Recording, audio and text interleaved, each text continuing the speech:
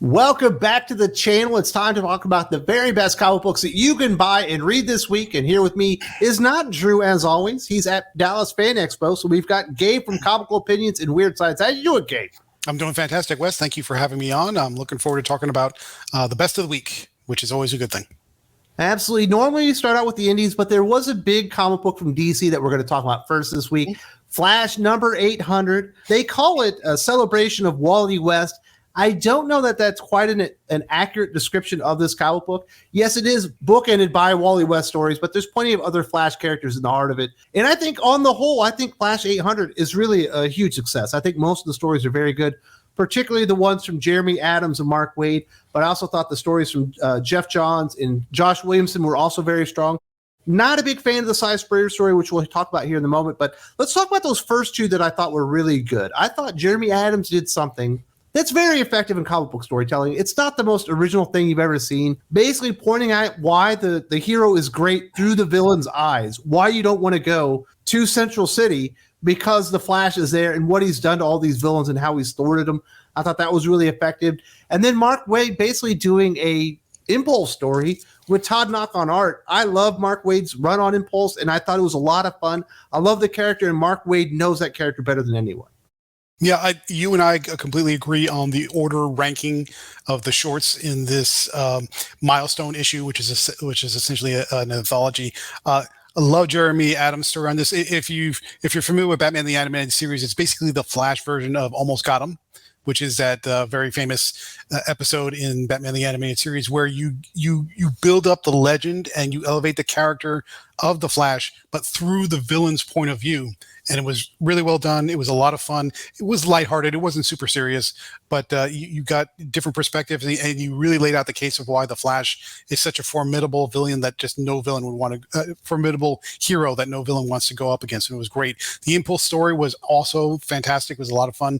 Todd Knock's art is phenomenal. And I love what he did on Stargirl, the Lost Children. So that was a great run to showcase his art. He does an equally good job here. And the Impulse story is basically a morality tale about the importance of patience. And it's not just about Impulse either. So that turned out to be a really fun story that elevated the Impulse character as well as the Flash. The other two that I thought were good, but not quite to that level. The Jeff John ones, if you like Zoom, Zolomon Hunter, this is a Zolomon Hunter story. If you're interested in the character, you definitely need to read Jeff John's run to kind of get into it because it's not really accessible to new readers.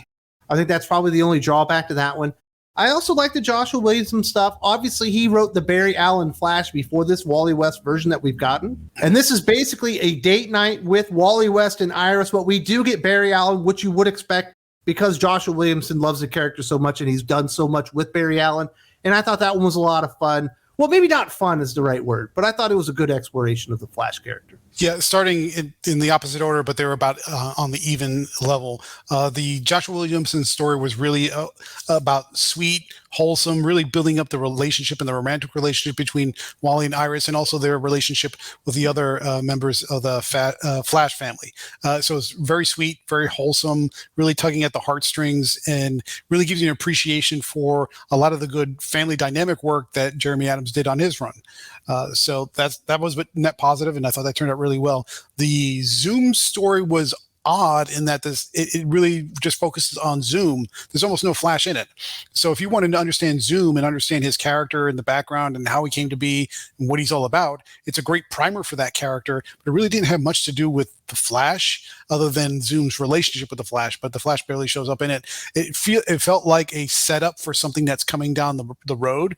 That may or may not be true. We don't know. We'll find out. But if you're interested in Zoom and one of the kind of the big villains within Flash canon, it's a great little primer to kind of get you situated for that character. The last story we have to talk about, and this is the only thing negative really about Flash 800 that I have, is the Cy Spurrier Deodato story at the very end, which is basically previewing what Dawn of DC Flash is going to be. And I think you're supposed to be really interested on who this new horror-based villain for Flash is going to be for Wally West moving forward.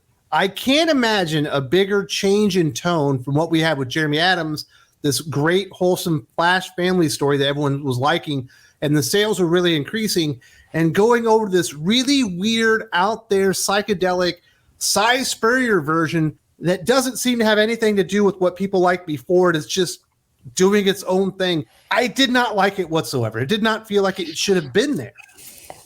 Yeah, I'm in agreement with you in that it takes a really hard left from everything that Jeremy Adams had established up to that point. A couple things that are odd. First of all, the art, the tone, and the arc is very dark. It's not a light book by any by either the visuals or the theme of the story. It's very dark. The horror aspects of it almost are Lovecraft in nature. There's sort of kind of a Lovecraftian vibe to the horror, in so much that there's you're breaking through dimensions. You have these monsters that are some sort of ascended consciousness with tentacles. It feels like somebody's really leaning into doing the horror elements of a story. And the third thing, which I think is probably the one that's going to catch people off the most, which is it paints a picture of the relationship between Wally and Linda as being tense, like there might be going through some struggles, which is completely different than everything that came before it in Jeremy Adams' run. So I'm not saying it's bad. I'm just saying if I'm a fan of the Jeremy Adams run and I step into this, I can see how people are going to be turned off. Now, it's just a prelude. The main series could be different when it kicks off in a couple months. But if the prelude is an indication of what the main series is going to be like, I think the folks that are used to Jeremy Adams' run and are really a fan of that run and the way he's, the tone and style and the way he's situated the Flash family as the heart of that issue, I think they're going to have trouble adapting to what Cy Spurrier's got in mind. On the whole, Flash 800, definitely a positive experience, but just for me as a Flash fan, as a Wally West fan, what Cy Spurrier is setting up there is absolutely not for me. And I think DC Comics really missed a mark on that one. Just my opinion. Yep, I agree.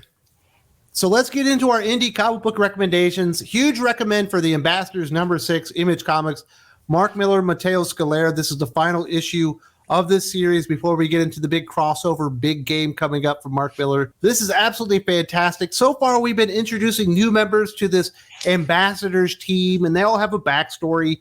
This issue, we definitely focus more in on the Korean woman that's creating the team and putting them together, and her backstory and her ex-husband, who's also putting together a super villain team of like billionaires that have become like powerful people. Like they kind of went out there and acquired it rather than receiving their gifts kind of thing.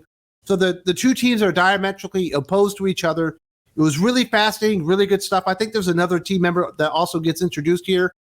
But the ending is really what blew my mind here, because we see the Ambassadors finally working together for the first time.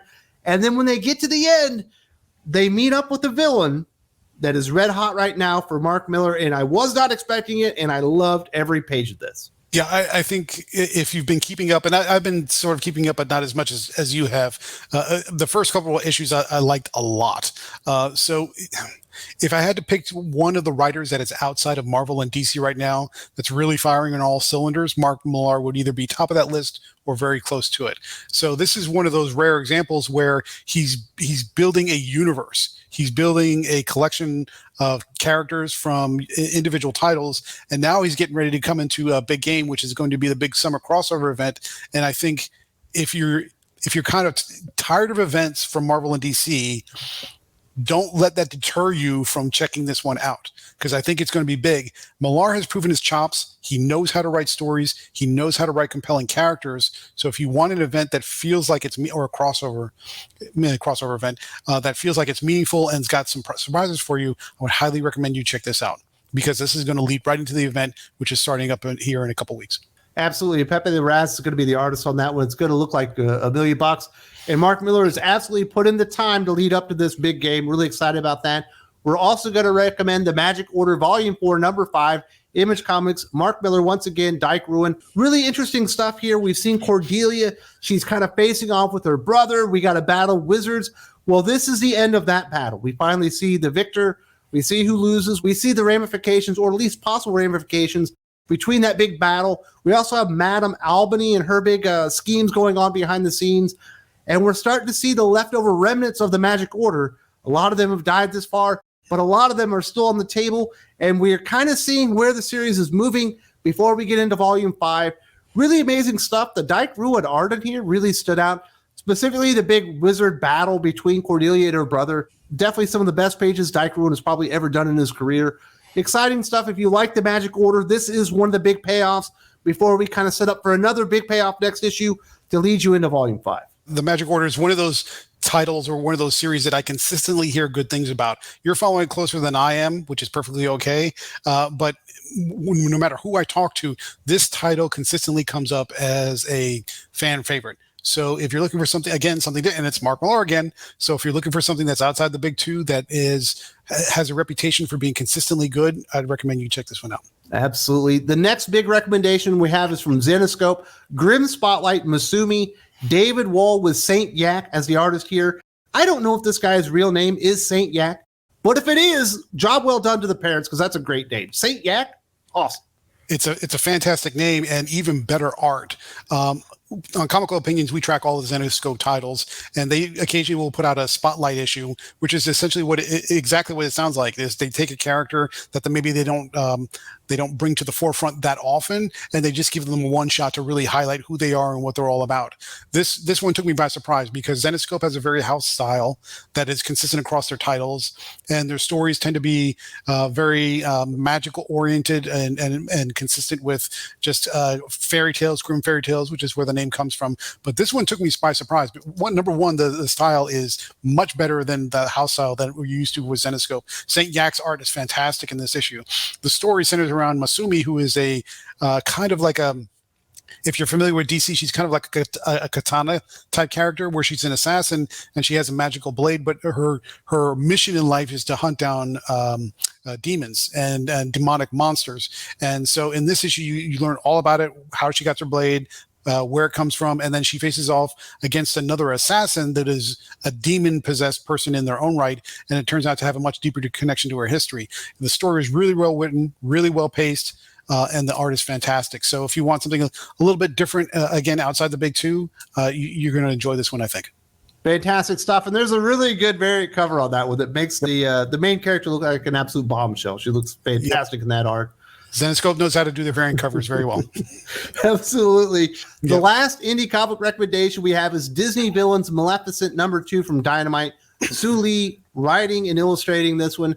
I know you've been on this Disney Villains bandwagon. You've kind of liked all these series so far. I think for the most part, they've done really well. If you're not familiar, this is from Dynamite.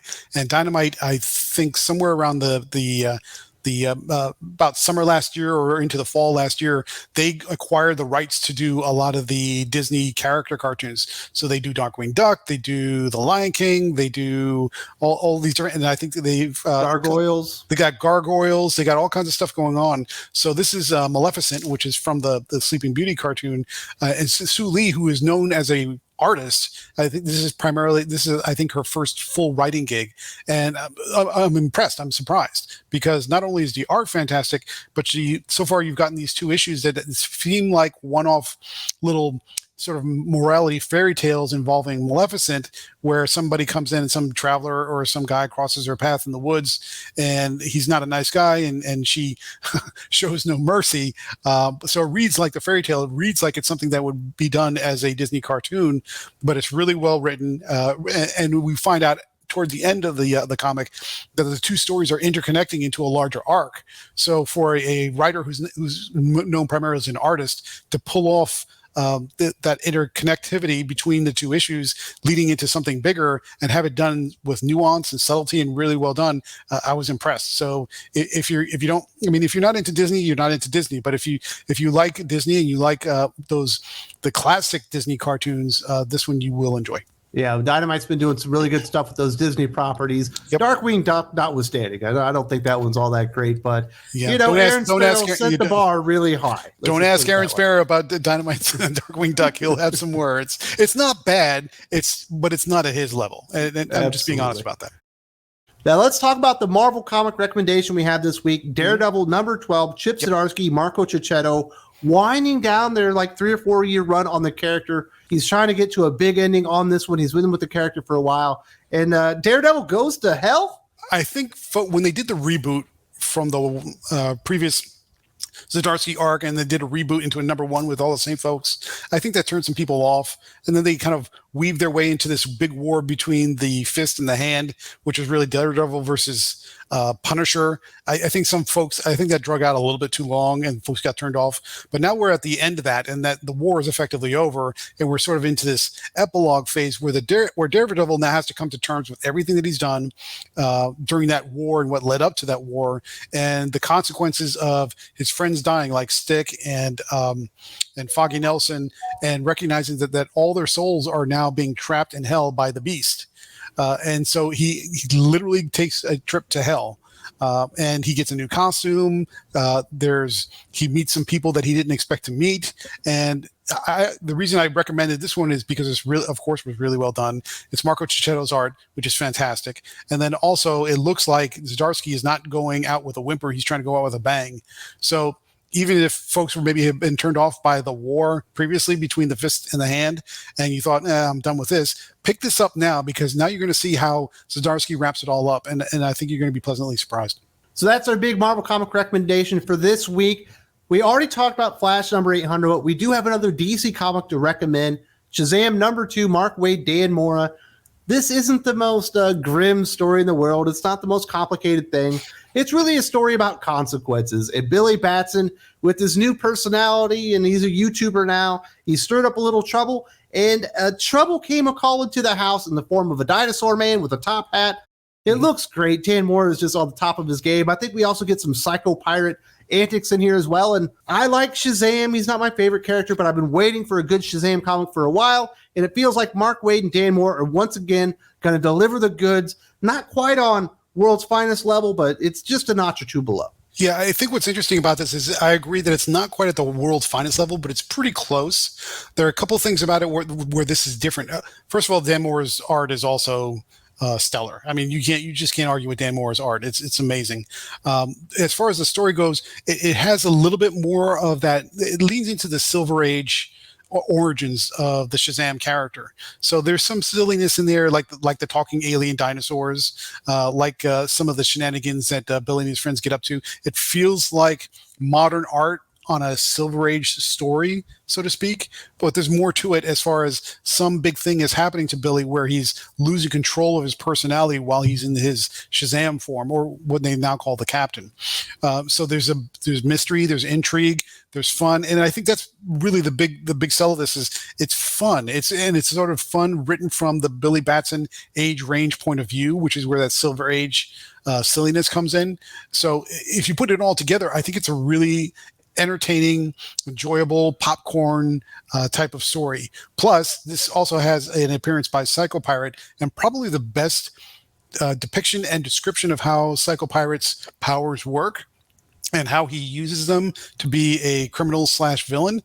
So if you like Shazam, you're going to love this. If you like Silver Age silliness, but not too far, it doesn't go too far into it, but the tones are definitely there. You're going to like it. And also, if you're interested in Psycho Pirate, this is probably the best depiction of Psycho Pirate we've seen in years. Absolutely. That was a fantastic one. I do believe Shazam is replacing Strange Academy as my go-to all-ages comic book that you can actually enjoy with your kids as well, which I do appreciate as being a dad.